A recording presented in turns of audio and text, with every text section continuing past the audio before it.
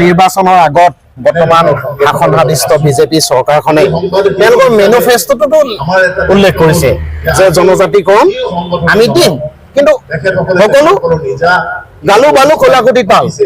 সেই গতিকে আমি খুব তথ্যগতভাৱে তেওঁলোকে আমাক কেইটামান ক্ৰাইটেৰিয়া দিছিলে।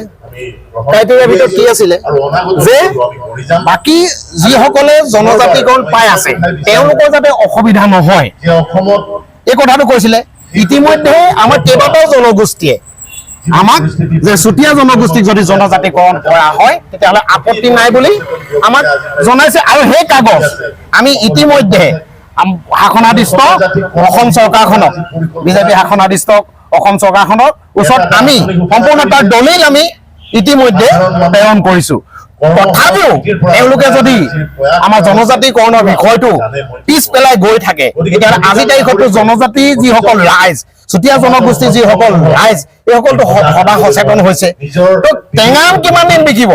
আৰু এই যিটো জনজাতিকৰণৰ প্ৰাসংগিকতা আজি মই ক'ব বিচাৰো, সদম্বে ক'ব বিচাৰিছো যে জনজাতিকৰণৰ বিষয়টো আৰু বেছি দিন ৰাখি থ'ব নোৱাৰে। জনজাতিকৰণ দিবই লাগিব আৰু সেইটো আমাৰ জন্মস্বত্ব অধিকাৰ, আমাৰ ন্যায্য প্ৰাপ্তি, আৰু সেইটো আমি লৈহে যেতিয়ালৈকে আমি জনজাতিকৰণ নাপাওঁ তেতিয়ালৈকে আমাৰ এই কিন্তু সংগ্ৰামখন চলি থাকিব।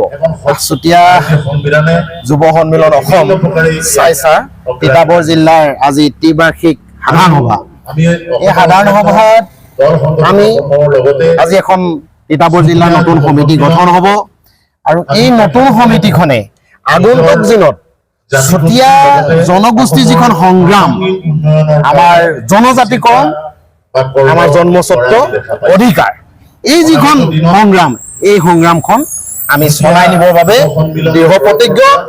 আৰু অহা 4 তাৰিখৰ দিনাখন গুৱাহাটীৰ কলাক্ষেত্ৰত আমাৰ কেন্দ্ৰীয় সমিতি, চুতীয়া যুৱ সন্মিলন অসম কেন্দ্ৰীয় সমিতি আমাৰ ত্ৰিবাৰ্ষিক সাধাৰণ সভা।